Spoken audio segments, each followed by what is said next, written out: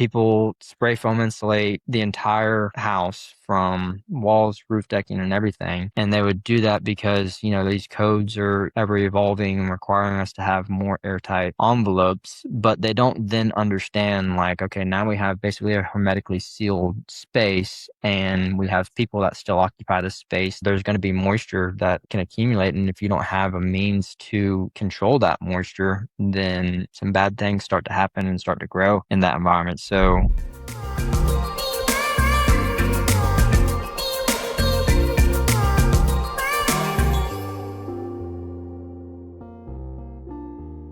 Hey, and welcome back to the Awakening Spaces podcast. Today, I sat down with Dylan Hutcheson. He is a healthy home builder out of Atlanta, Georgia, and his company is called Holistically Built. Dylan and I connected over Instagram, and he's in the Healthy Building Alliance, which is a group that I'm also in, a mastermind where healthy building professionals come together and share their different opinions and whatnot. And Dylan is just such an awesome guy. Not only has he gone through his experience navigating his own chronic health issues that eventually he learned had a mold component to them, but he was in construction before all this happened. So he just has really, really good background and knowledge in not only the building piece, but the health piece. He also worked for a remediation company, specifically doing HVAC work with them too. We did a really good deep dive in this episode on building healthy homes, but specifically diving into the different components of the mechanical system and the importance of pre-planning and getting ahead of certain things on your projects so that you don't overspend and don't run into issues later in the construction process. If you are building a new home and you want to get ahead of all of these things, and then you're not going to want to miss this episode. It was really, really good. We're going to do a part 2 because I feel like we really talked a lot about the mechanical systems today, which Dylan is so equipped and wonderful at speaking on. But I had so many more questions I wanted to ask him just about other things that he does with his clients when he's building a home. He's just a wealth of knowledge and information. So without further ado,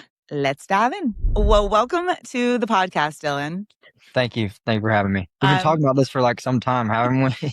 We have. And I feel like the first time we ever connected, we basically could have recorded that whole conversation and just posted that. I don't even know if I had a podcast at that point, but I knew that when I did have a podcast, you were going to come on because I just love what you're doing. And so before we dive in, I would love to just hear from you, like who you are and what you do and how you got into the work that you're doing now. My name is Dylan Hutcheson. My company is Holistically Built. I'm a healthy home builder, general contractor here in the Atlanta area. And I got into construction kind of at an early age when I was 17 years old. And my first real experience, hands-on experience, was back in high school. So we used to have to do like this. I don't even know if they still do it, but we had to do a high school senior project. And the idea behind it is to have some project where you can see yourself making that kind of as a career. So they're trying to get you to think about what kind of career you want to have. And some people will just kind of brush it off. And I know some people would turn in a senior project and it's like, oh yeah, I drilled some ribs or something like that. But my dad was like, he had the idea. He's like, we need more space at our house. So he's like, why don't you just build like a 2-story garage? And so I did that for my high school senior project. And that was kind of really my first introduction into the industry. And then that kind of opened up the door to pursue it a little bit further. And so I went to Georgia Southern, got my degree in construction management, did a couple internships while I was in school, all of which was on the commercial side of things. And then before I even graduated college, one of the companies that I interned with offered me a job full time. So going into my senior year, that kind of took off a lot of stress in college, knowing that I already accepted a job. And so then once I started working with them full time, probably my most notable project with them was a $500 million mixed use development where it was 26-story office tower, 26-story residential tower, and a 16-story boutique hotel. And my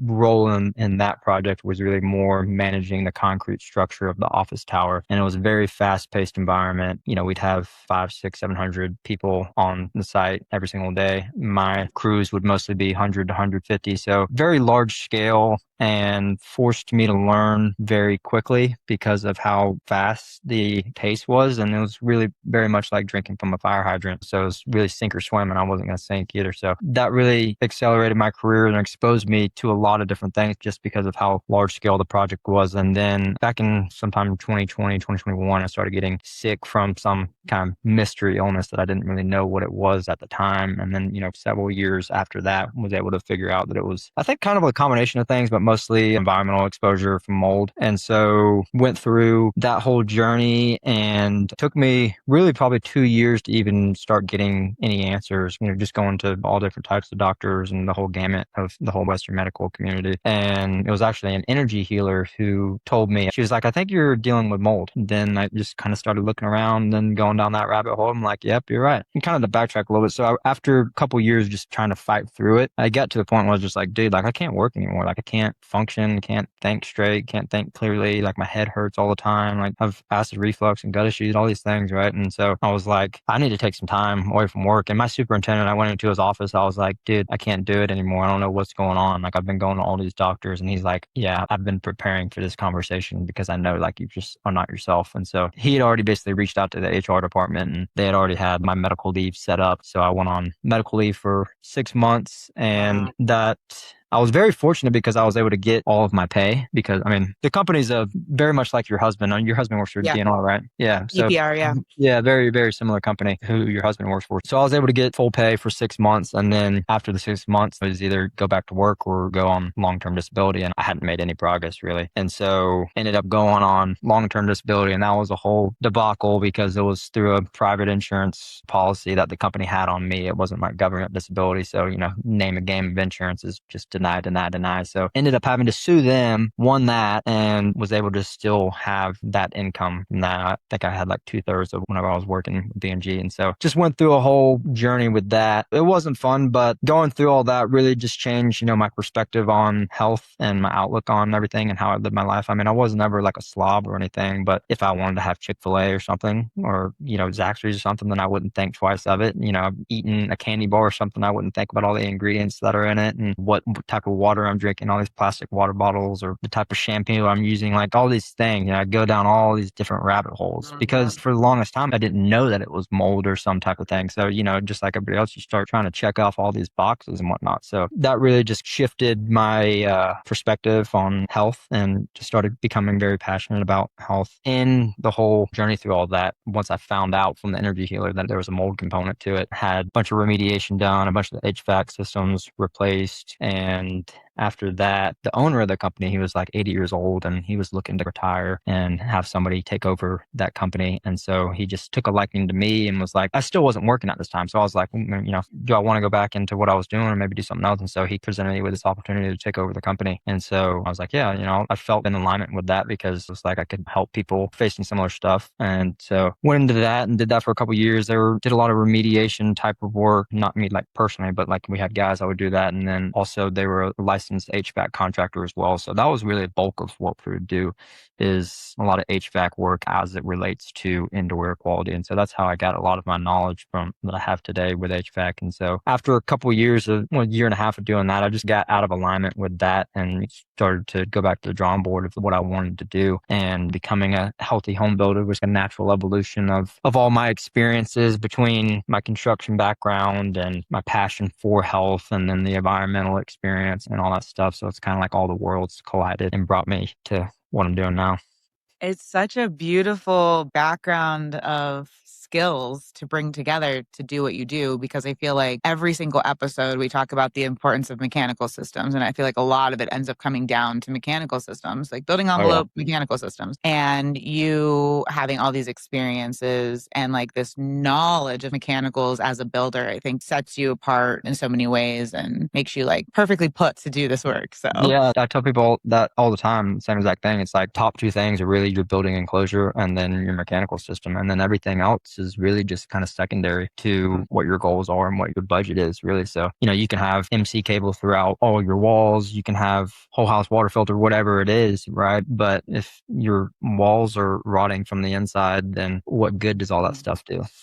Exactly. One thing I talk about a lot is commercial construction versus residential construction, because I come from the commercial world as well. And in the commercial world, there's, yes, you're drinking from a fire hose, things are moving much quicker, but there's so much more organization, there's so much planning, there's so much more structure. And then you get into residential and it's like, oh, no, builder just has everything in his mind. So that's where it lives. What do you do different in residential construction that you think your commercial background has actually given you? Yeah, Like I you, think the biggest thing more than anything is, I was able to learn early on in commercial to always be looking ahead. And some of it was just the scale of the projects. Some of those projects would be 4 or 5 years. So you're forced to be looking 6 months ahead. Whereas in residential, you can almost build a house in 6 months. yeah. So different scale, but it still taught me the importance of looking ahead because you don't want to get behind the eight ball and then have something built and then try and retrofit some aspect because then you just don't end up with the same results or it ends up being more costs involved because you got to go back and rework things. And so Mhm. the biggest thing that I took from the commercial side is being able to look ahead and also to learn how to think critically as well, because we would always have fires that would have to be put out. And some of that's just the nature of construction. You're going to have hiccups with any project. It's very hard to build something on paper or behind a computer. So some of it's to be expected, but with such a large scale, I mean, some of these mistakes would be millions of dollars. And so large problems require large solutions a lot of times. And so really would require a lot of brain power and thinking critically in terms of how to work through certain problems. And then when you ever switch over to residential, you carry that same mindset. It's just on a little bit smaller of a scale.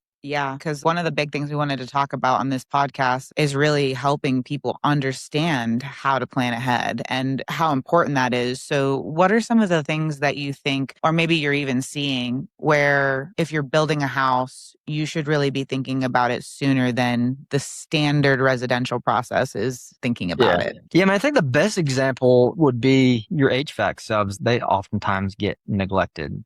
So a Mhm. lot of times you'll have a builder who will frame the entire house and then they start having conversations with their HVAC crews, or they just show up on site after it's already been framed. And then they're like, okay, well, how do I get this 14-inch duct through this 8-inch hole? So you end up with Yep. stuff like that. Those are things where if you just take some time up front in the design, and there's different ways you can do it. I mean, you can do like a collision plan. So you take your mechanical design, your duct layout, and then overlay that with your floor plan. And then you can kind of see if there's any conflicts and say, okay, well, we want to get this duct from this area to this area, but this is going to be in the way because of the framing. So Mhm. now we need to rethink the mechanical design to get it from point A to point B. So there's different ways to do it. But the biggest thing is just trying to get ahead of it in the design phase because, like we said a minute ago, you're going to run into things, but it's all about trying to minimize those things up front and try and anticipate as much of these things as possible to eliminate as much of these headaches in the field. Not only because you don't want to deal with more headaches than you have to, but also from a cost perspective. Nobody likes to go back and rework things and do things twice or make things harder than they have to be than if they were to just be thought out a little bit better up front.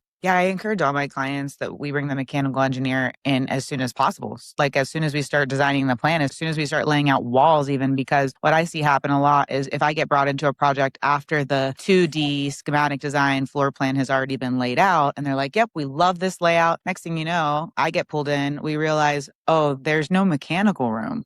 Yeah. Where are we even putting this equipment? And then that leads to like the next conversation. And if you bring your mechanical engineer on sooner and you share what your goals are for mechanical, then you can plan for that space that you need for those different pieces of equipment. And it makes it so much easier and so much less expensive, especially on consultant fees and design rework, even, Exactly.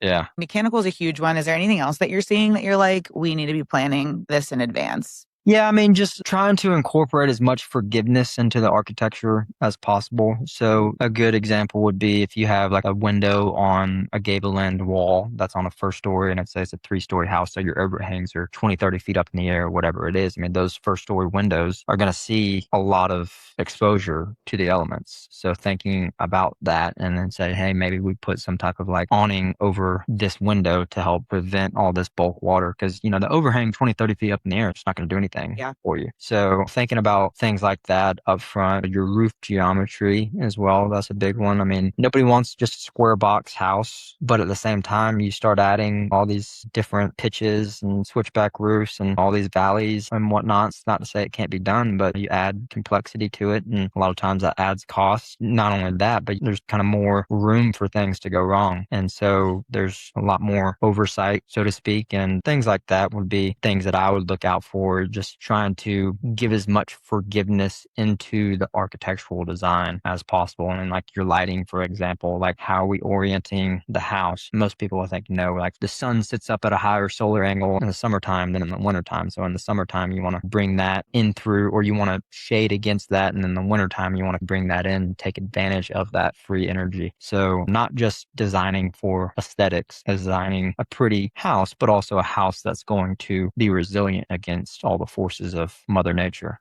Yeah. And that's a big opportunity that's lost when someone buys a stock plan and just pops it on their site without thinking about any of that, because you might be missing opportunities where you could protect your house thermally from the sun, depending on what climate, where the sun is, or bringing more sun in during the winter for additional heating, like passive heating, something to consider if you're someone looking online just to buy a stock plan, to really think about that. And maybe you can buy a stock plan as a basis or use it as an idea and then work with your architect to maneuver it and manipulate it for your site. But that's a huge one. Oh I yeah, really think definitely. so. Yeah, and I say the same thing. It's like those stock plans. I mean, not saying you can't build off of them, but really I think they're more for people to draw inspiration from, Yeah. because most people that have the idea of building, they don't really know where to start. So if you can kind of get some inspiration and then hand that over to an architect and be like, hey, this is the overall design of what I'm going for, then I think that's a good starting place for a lot of people. Because a lot of those houses, I mean, they've been built 5, 6, 700 times from people all across the country. And Yeah. some of them allow you to make tweaks to them, and some of them you can't.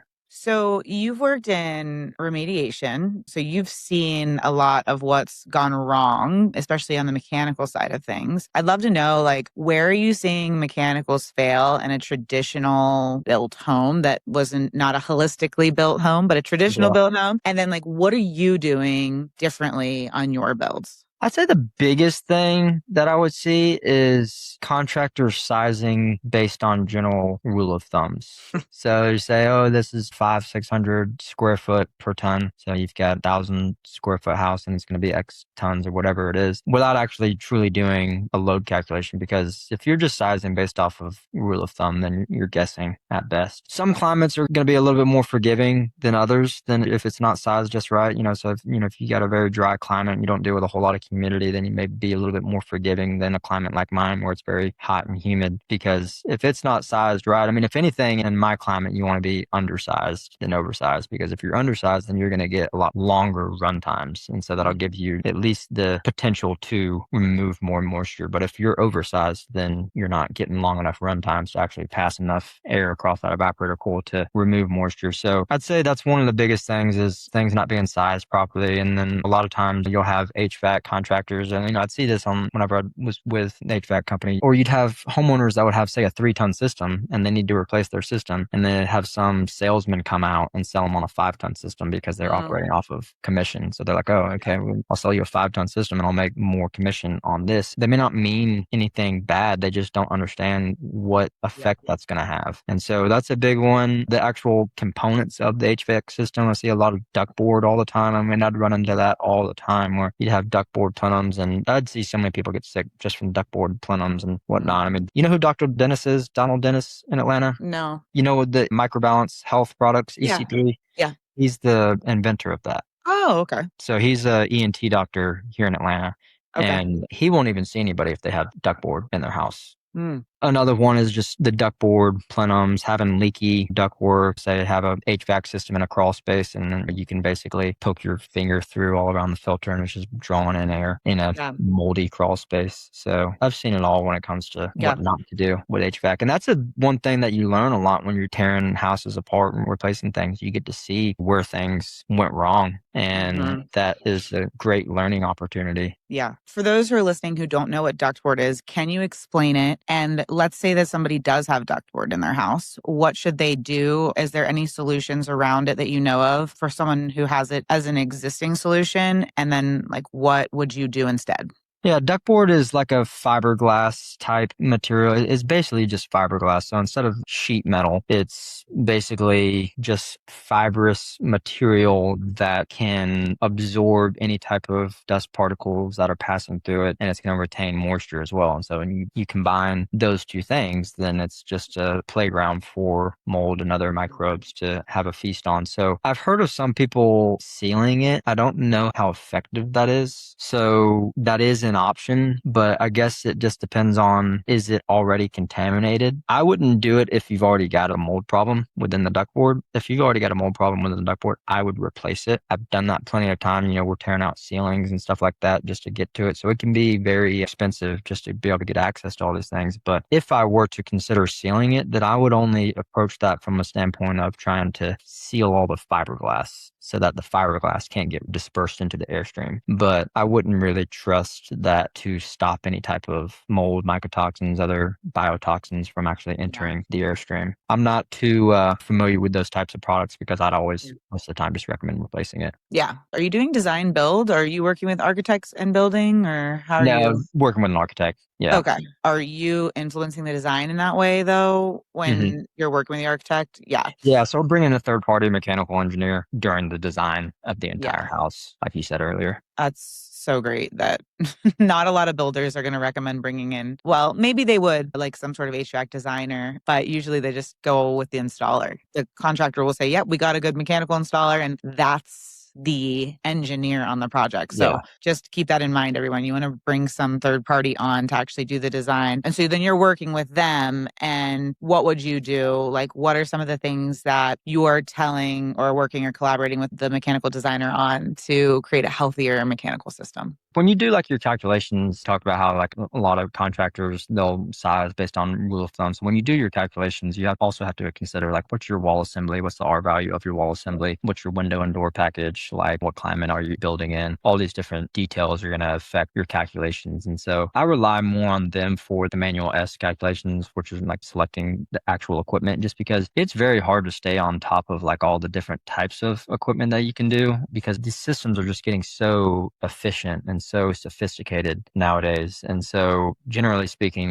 the more efficient your system is going to be, the less capacity it's going to have to remove moisture because there's a direct relationship between the two. So as your sensible capacity goes up, your latent capacity is going to go down. So sensible is temperature. So most HVAC manufacturers, they're always talking in terms of sensible capacity because that's where you get your energy efficiency from. Mhm. So it's kind of hard to keep up with all that stuff. And you have to get it into a lot of like the performance data in order to really know what type of equipment is going to be best for a house. So I kind of leave that up to the mechanical designer to just tell me based on your calculations, what's the best equipment that's going to fit those calculations. But other than that, once I have a good load calculation and I know what equipment is to be done and I have the duct layout, then I can take it from there. And a duct layout isn't really always going to be like a Bible because it's very hard to build a house sitting behind a computer or on paper. So you may think that a duct's going to go right here. And then you get into the field and it's like, oh no, it needs to go 3 feet to the right or to the left. So really just for me, I like to have just the calculations, manual J, S, and D, and even a T. So a manual T is when you're sizing all the registers. Once I have all that, then I can just execute everything in the field. But I don't have the Mhm. software to do all the calculations and the knowledge to know how to get all those calculations done. Yeah. Let's talk about registers because that's not something I've talked about on a podcast before, but I know that they can dramatically impact the static pressure on the system. So, are there floor registers or wall registers or registers in general that you prefer over other ones? I did a workshop where we did some testing of registers and like the really nice decorative wooden ones that go in the floor.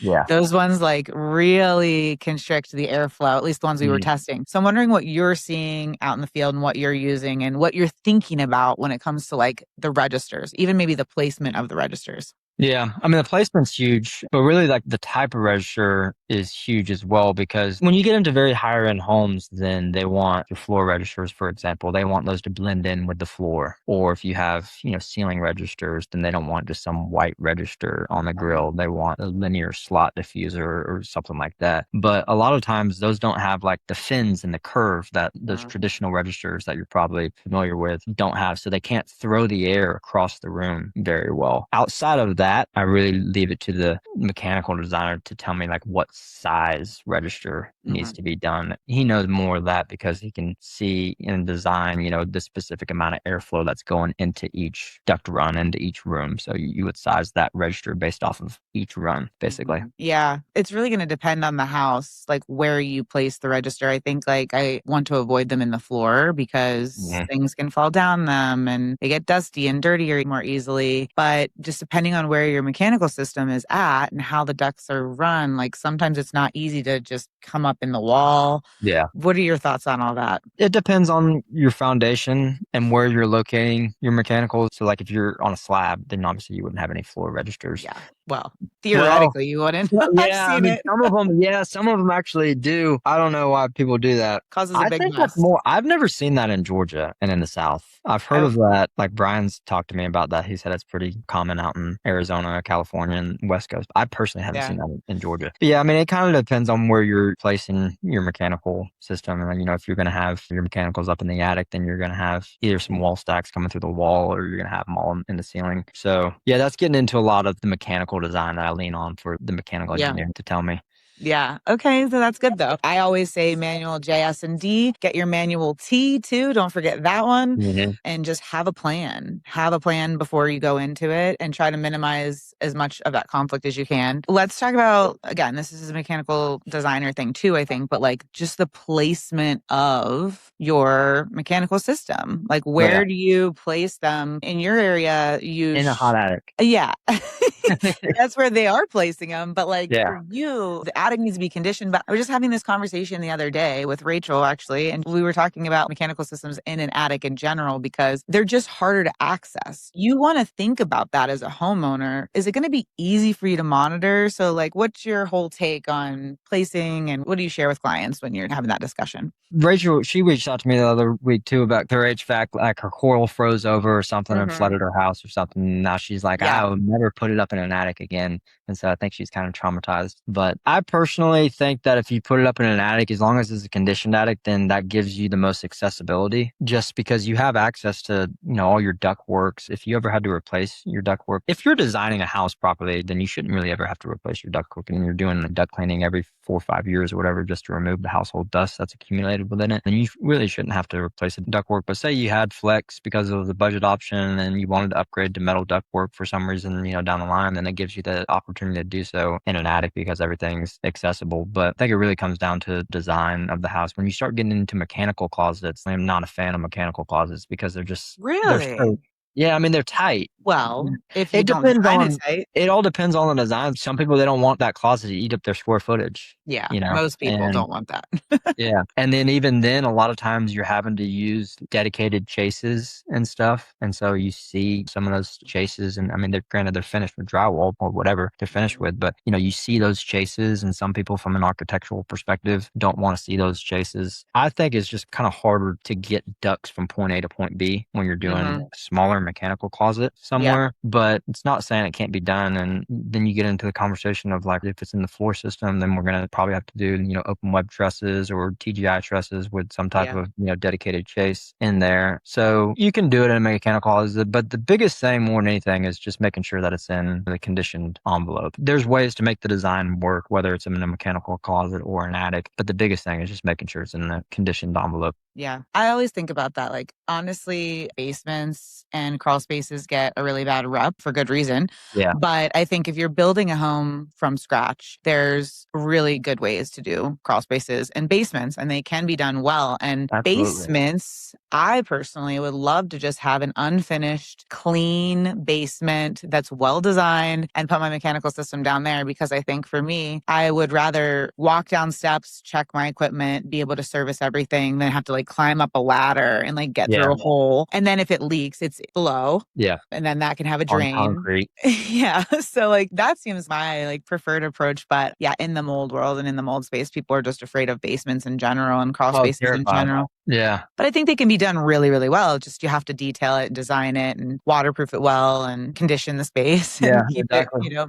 Yeah, a lot of it goes back to like what your lot. I mean, some lots just aren't a basement lot, and then some some lots you have no choice but to do a basement. So Good point. there's that aspect of it. And then there's the cost associated with a basement. Most of the time you're going to add, pretty significant cost with a basement in order to really do it correctly. But I'm with you. I mean, I have no issue with really any type of foundation. All of them can be, whether it's slab, crawl space, basement, they can all be done properly. It's just all about how you detail them. If I were to really do one, like have a preferred way, I think it'd honestly be a crawl space. I'd Hmm. pour a slab, put a crawl space over that slab, and then encapsulate the entire crawl space. So I'd basically have a crawl space on a slab. Or just a concrete, essentially the short basement. Yeah. Yeah. Basically. Yeah. That's what I would like to do too. We have here, they do rat slabs a lot here. Mhm. Do you guys know what that is? Yeah. Do you, Yeah. do you have that? I don't know. Like most of our crawl spaces here, I feel like at least the newer builds are more of like a conditioned rat slab situation. It's so wild. We were just looking for houses recently. We were on a big hunt. Before I got pregnant, I was like, we're going to buy a house and we're going to renovate it. It's the whole project. And then as soon as I got pregnant, I was like, oh, hell no.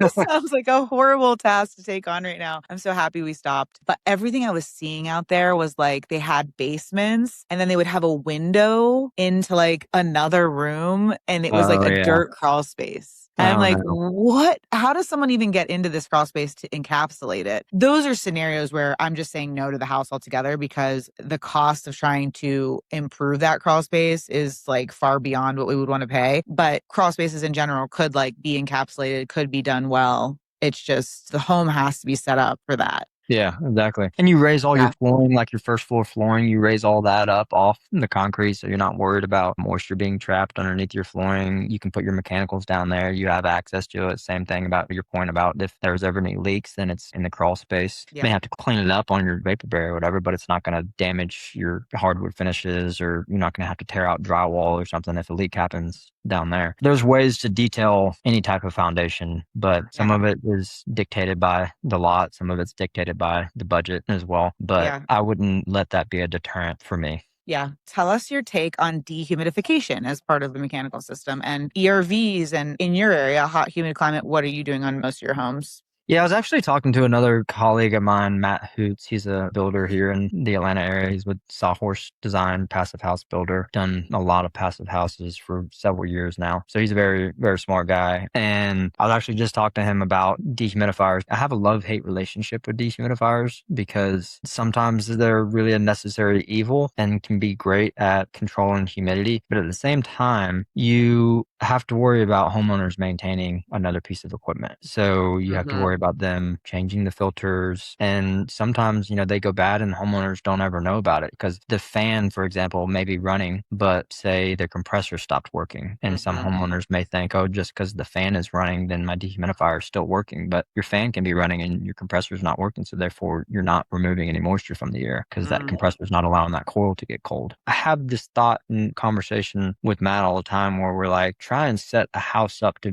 take care of itself as passively as possible to where you're not relying on equipment and homeowners having to maintain this stuff. But sometimes it's a necessary evil. And then also you get into the whole conversation of if you duct a dehumidifier into your mechanical system, how does that change the dynamics of the HVAC system? Because all of the numbers and the engineering behind an HVAC system is based on a very specific airflow moving across the evaporator coil and moving through the system. But when you introduce something external like a dehumidifier that's moving 400 CFMs of air, then you're changing the whole thermal dynamics of everything and the airflow within everything. And that can affect the efficiency of the system. It can affect how well the system can remove moisture. And so I was talking to Matt and he was like, yeah, I just don't think you can do it in our climate without a dedicated dehumidifier. And I'm like, yeah, I think you're probably right. And that's the conclusion that I've came to as well. But I wish there was a way to just have a mechanical system that could take care of the humidity by itself without having to have a dedicated dehumidifier. Because when you add a dehumidifier, you're adding basically another HVAC system to your house. I mean, it's got all the same components. It's got a blower, it's got a compressor, it's got an evaporator coil. It's just all self-contained into one unit. So, I mean, they require a lot of energy and money to run. And it's another thing that has to be maintained. But sometimes it's a necessary necessary evil in order to control moisture so you don't have to have any worry about anything growing. And a lot of it's also climate dependent as well too. Drier climates may not need one as much as I need one here in my environment. Yeah. But it's definitely it's definitely, you can't go wrong with putting one in. I mean, as long as you don't mess up, as long as you don't duct it improperly to your HVAC system and mess up that's ability to not only cool, but also dehumidifier, because HVAC system is meant to remove moisture as well. As long as you don't duct it in a way that's going to drastically affect the performance of your HVAC system, then it's really, in my eyes, a great insurance policy. A dedicated dehumidifier. It just takes energy and money and maintenance and all that stuff. That's the aspect that I get hung up on. Yeah. And that's another thing that you don't want to be an afterthought. Like if you know you're going to use a dehumidifier, plan it while you're planning and selecting the equipment so that you can make sure you select equipment in tandem with your dehumidifier and you're not inadvertently causing, like you were saying, like airflow, pressure differentials, Exactly. whatever. It all should be considered as one piece. For somebody who's listening, who's like, oh, thinking maybe I just add a dehumidifier to my home. Those are some of the things you need to look at. Will this system work with the system I have installed? How will it impact the system I already have installed? Nikki Kruger always talks of, well, she did a presentation called No Good Deed Goes Unpunished.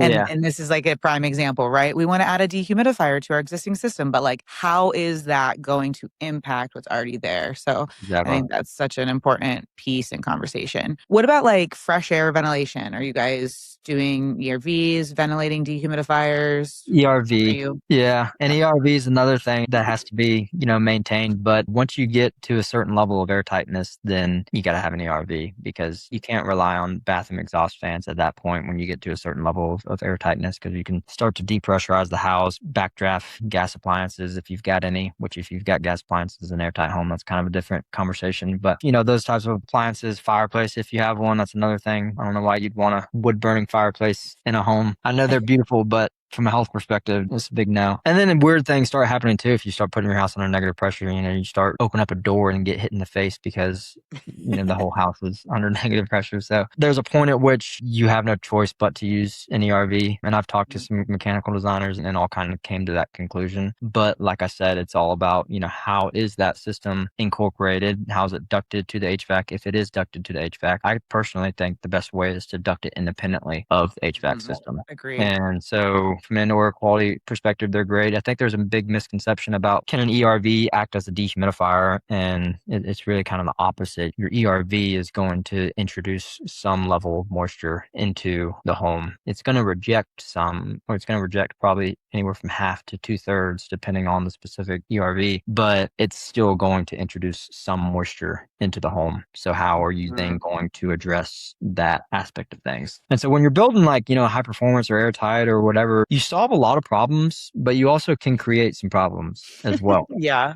And I'd see that all the time when I was on the environmental side of things. I would see people spray foam insulate the entire house from walls, roof decking, and everything. And they would do that because, these codes are ever evolving and requiring us to have more airtight envelopes, but they don't then understand like, okay, now we have basically a hermetically sealed space and we have people that still occupy the space. They take showers, they cook. We naturally perspire and put off that into the air. So, there's going to be moisture that can accumulate. And if you don't have a means to control that moisture, then you're going to have some bad things start to happen and start to grow in that environment. So it's really about looking at things as an interconnected environment. So not just looking at, oh, we're going to have an airtight home, but how does that affect our ventilation? How does that affect how we're controlling moisture inside the home? Because if you have an airtight home, then you no longer have fresh air that's coming in. And you have to have, something like an ERV or a ventilating dehumidifier. But ventilating dehumidifiers operate off of relative humidity. It may be 30 degrees outside and 50% relative humidity, which really isn't a lot of moisture in the air. Those conditions, that's a lot different than if you were to be at 90 degrees and 50% relative humidity. The dehumidifier doesn't know the difference. It just knows, hey, I'm at 50% relative humidity I need to be running. So in the wintertime, it may be running when it really doesn't need to be running. And then vice versa in the summertime, when it's 95 degrees outside and it's 40% relative humidity, it may not be running because the dehumidifier is set to 50%, but there's a lot of moisture in the air at 90 degrees and 40% relative humidity. Mm-hmm. So the dehumidifier isn't really smart enough to know when it needs to run versus not run, because relative humidity is not a good indicator of how much moisture is in the air. Yeah. Oh, that's interesting. So when you're seeing them fail, oftentimes, or maybe this is more so when you're in the remediation space, because now the ones you're putting in hopefully aren't failing.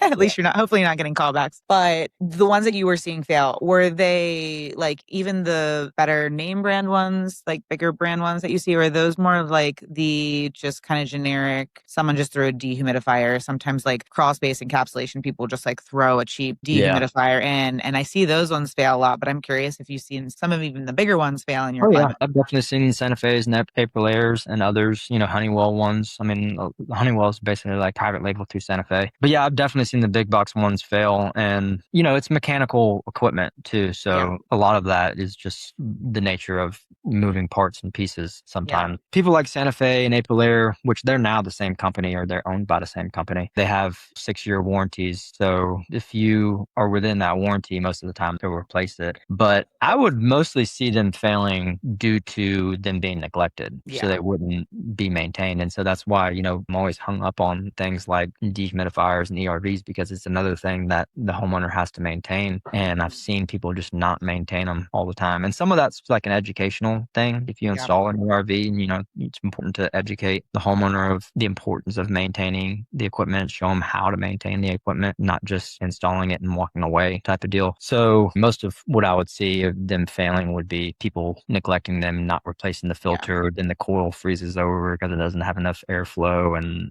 floods, all those things. And that's the issue with putting it down in a crawl space that you never want to go down, that is 3 feet high, that you have no lights in, that it makes it really hard to get there. What's a good way to monitor? Like, is there a non-wireless, non-Bluetooth monitor or sensor that can allow us to know if the dehumidifier is still working Yeah, while it's exactly. down there? Did you come up with any solutions for that?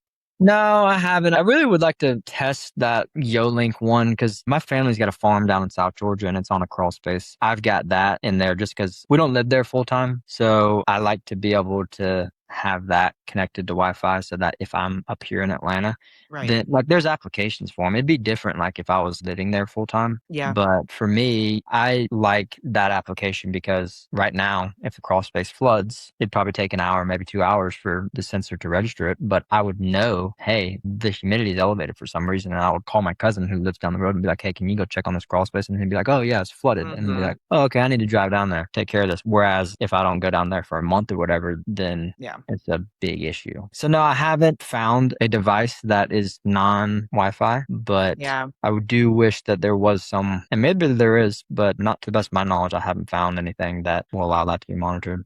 We'll have to do some testing together because I found a few things online, but maintenance is key. Another thing to maintain, definitely. And just all going back to like that whole main premise, what we were talking about is like plan for these things. Know what kind of equipment you're going to have. Where are you going to put this? Do you want to actually be down there? Do you want to maintain it? Because the truth is, you can build the healthiest, holistically built house. Yeah. But if you're not maintaining it, it's not going to maintain itself, which is why I love your point of like, how can we help this house maintain itself? How can we make decisions that's going to be less maintenance? That's always what I'm trying to do is like figure out what's the least maintenance option we can do, because there's going to be hundreds of thousands of things, little tiny things that you're going to have to maintain. So how can we make it low maintenance? Mm-hmm.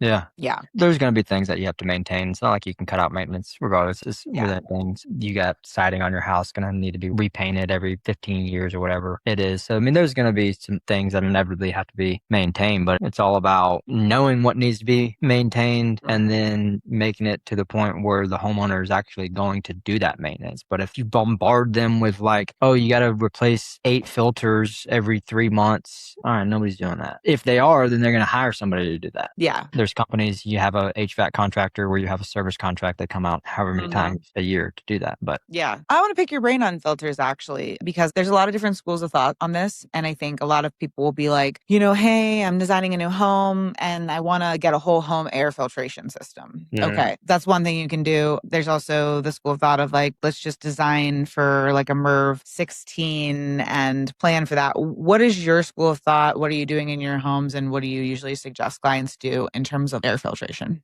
I'd say a MERV 11 to 13 at a minimum. So for those that don't know what a MERV 11 is, a MERV stands for minimum efficiency reporting value. And that's basically measuring how efficient a filter is at capturing certain particle sizes. And so the higher the MERV rating, the more efficient it is and the better indoor air quality you should have. So a MERV 11 to 13 at a minimum. When you get above that, then you start have to be a little bit concerned about restricting airflow. Almost all systems, I'd say 90+% of systems should be able to handle at least a MERV 13 filter. But when you go up to like a MERV 14, 15, or 16, then really it's best to have somebody do a pressure drop test to make sure you're not restricting airflow, because you can have a great filter, but if you're restricting airflow, then you're going to create a whole different set of problems. Evaporator coil may freeze over, start leaking, flooding the house, and you got a whole different set of problems. For that reason, it's called the IQ Air Perfect Pro filter. That is just a central filter that goes on the HVAC system. It is MERV 16 in terms of the efficiency, but the pressure drop is equivalent to like a MERV 8 or something like that. Basically, the way that the fibers are constructed within the filter, it allows it to have very ultra low air restriction, but you get very high particle capture. I think it's like 95% efficient down to 0.3 microns. So it's like almost HEPA grade filtration, but doesn't come with the restriction of a HEPA. And then HEPA, is a whole different type of conversation because, a lot of people will have like standalone air purifiers and stuff like that. And back when I was, with HVAC contractor, I'd have like the laser particle scanners and all that stuff. So I could measure the amount of airborne particles that were in the air at say 0.3 microns or 1 micron, 10 microns, whatever it is. I would measure the exhaust air coming out of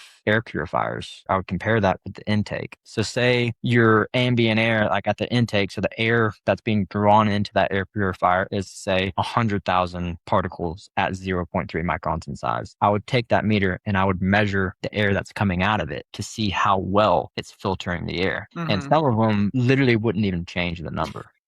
Yeah. But they were marketed as a HEPA filter. And that's kind of a loophole because if the filter is made using HEPA filter or HEPA paper, then it can be marketed as a HEPA filter. It doesn't actually have to meet the definition of a HEPA, which is Oh, interesting. 99.9% efficiency at 0.3 microns.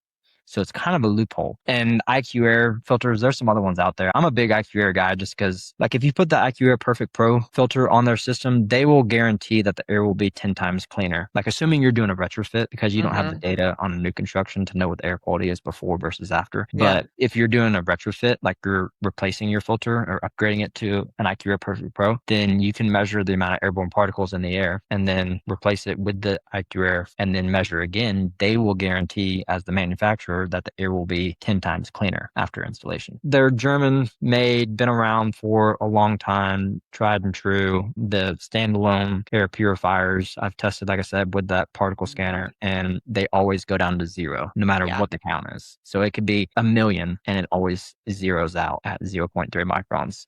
And so there's a lot of different filter options out there, but having one central on the HVAC system is best because you can capture all the air that's moving through the home. Whereas if you're doing it in one room, then you're kind of confined to that one room. And then you also have to size the airflow as well. So really, and I mean, a lot of people don't know this, but if you're putting an air purifier inside a bedroom, you really should be calculating the airflow that that air purifier is putting out. So taking the cubic volume of air in the space, because if you've got 100 square foot bedroom, office, whatever it is, that's got 10-foot ceilings versus 20-foot vaulted ceilings, the amount of cubic volume of air in that space is going to be drastically different. So the amount of passes through that filter is going to be drastically different. And what affects the amount of passes over that filter is the speed in which it's moving the air. So if you've got greater volume of air, you should have a higher fan speed. I don't know if you listened to this one with Alex. He's the Healthy Home Guide on YouTube. And oh yeah, I saw some clips. He does a lot of really great testing on air filters. So if anyone wants to go deeper on what Dylan just said, that's a great episode to listen to. But this is really helpful too. And I do love IQ Air as well. They're a great air filter, but also the one interesting thing about those ones, though, from an EMF perspective, is that those are the highest ones I've measured for magnetic fields. So if you're using an IQ Air, like a standalone filter at least, you want to make sure it's like Oh, you're talking about far. the standalone purifiers. Yeah, the Okay. standalone. Not the passive ones on the HVAC. No, no, yeah, just the standalone ones I've measured. And I'm not worried about like the passive ones on the mechanical system because with magnetic fields, those drop off with distance.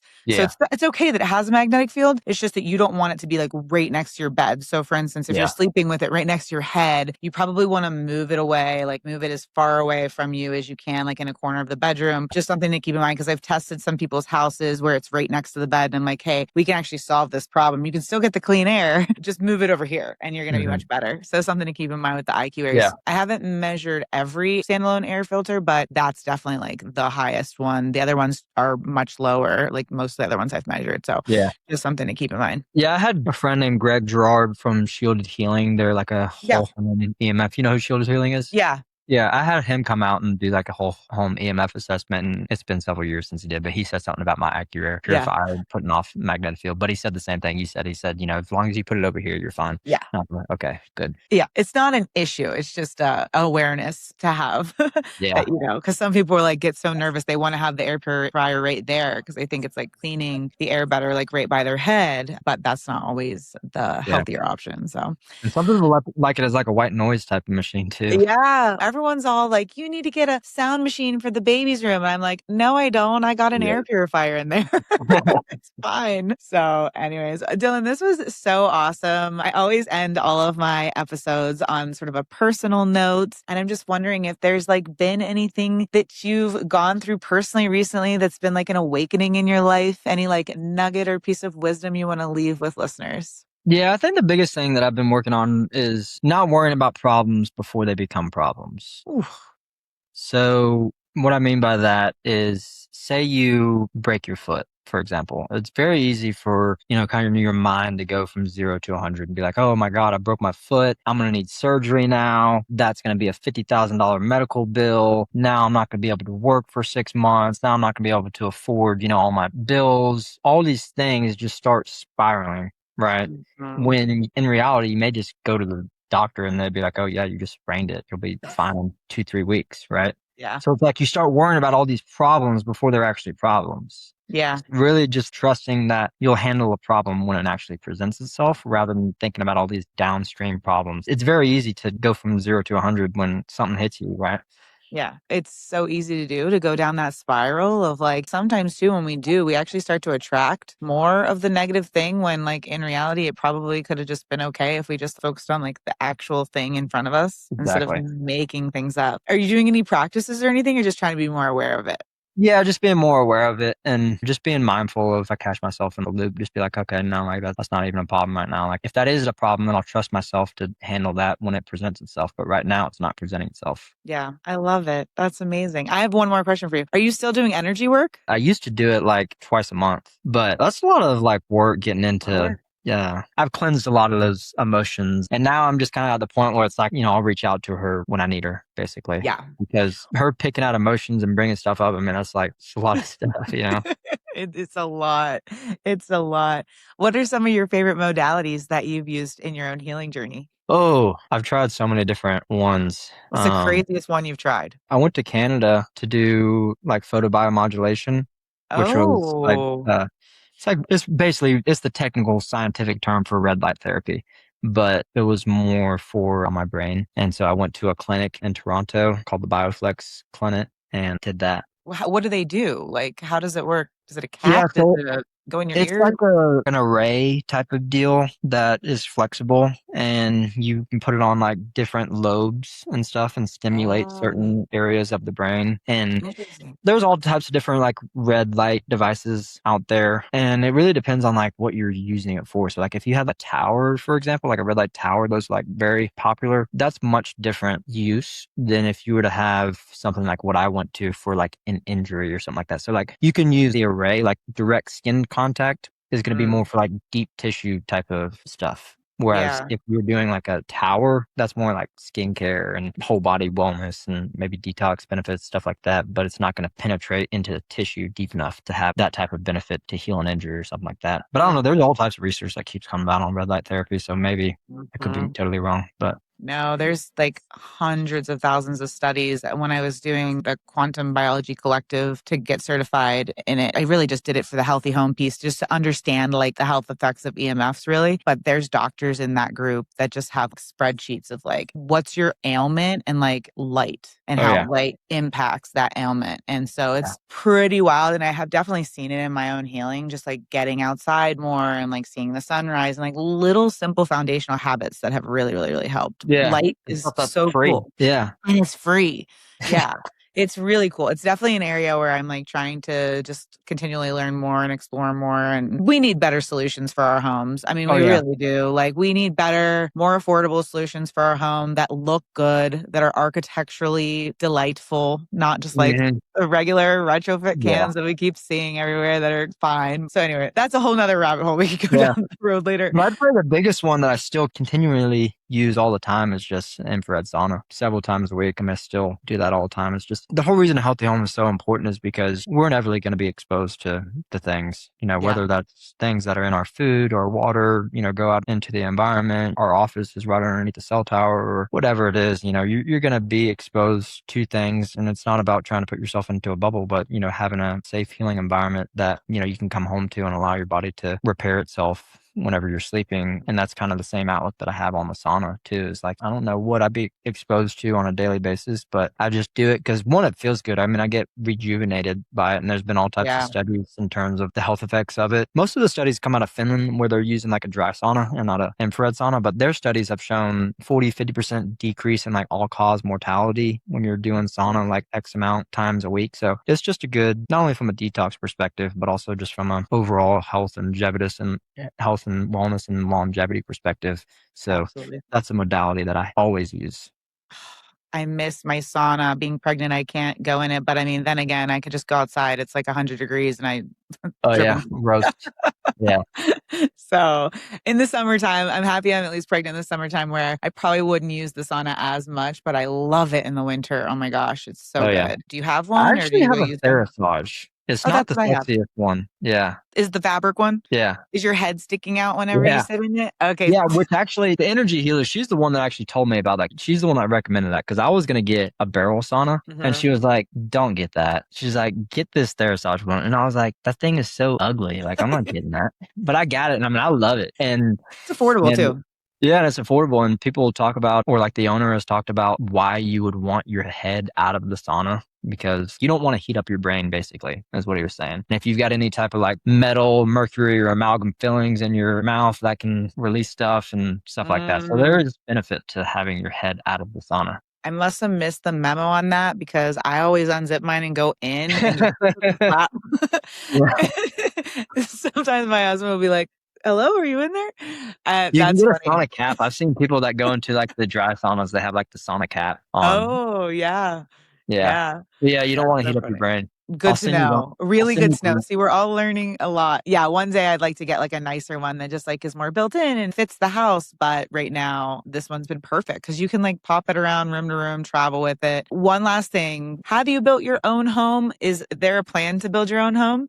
There's a plan. I have not, but Okay. there's a plan. I want to build a fast wall home, but Same. I haven't built with fast wall, so I need to get more familiar with it. Yeah. But yeah, there Okay. is a plan too, for sure. When you get into that, I'm like, okay, or even before that, I just want to like do a whole episode where I'm like, okay, you're building a home, like take us through exactly what you do. Yeah. That's what I want Yeah. to know. We'll do that. That'll be our part two, everybody. But until then, Dylan, where can people find you, reach out with you, work with you? Tell us all the things. My website, holisticallybuilt.com. I'm on Instagram, holistically built. Other than that, I mean, my email's on my website and all that stuff. So that's really the best way to contact me. Awesome. Well, thank you so much for joining. Thank you, Ashley. Thanks so much for tuning in to the Awakening Spaces podcast. If you're ready to take what you've learned and start applying it to your own home, then there's a few ways that we can support you. On our website, you can find a collection of free and paid guides and courses that will walk you through everything from designing a healthy home to choosing safe materials and reducing mold, chemical, and EMF exposure. And if you're looking for more personalized guidance, then we also offer one-on-one consulting and design support. where we act as your owner's representative to help you plan, manage, and execute your new build or renovation project with confidence. You can explore all of these offerings on our website at awakeningspaces.com.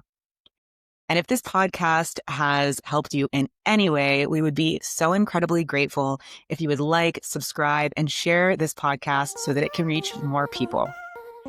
Until next time, thank you so much for listening and being here and stepping into what it means to be an awakened homeowner.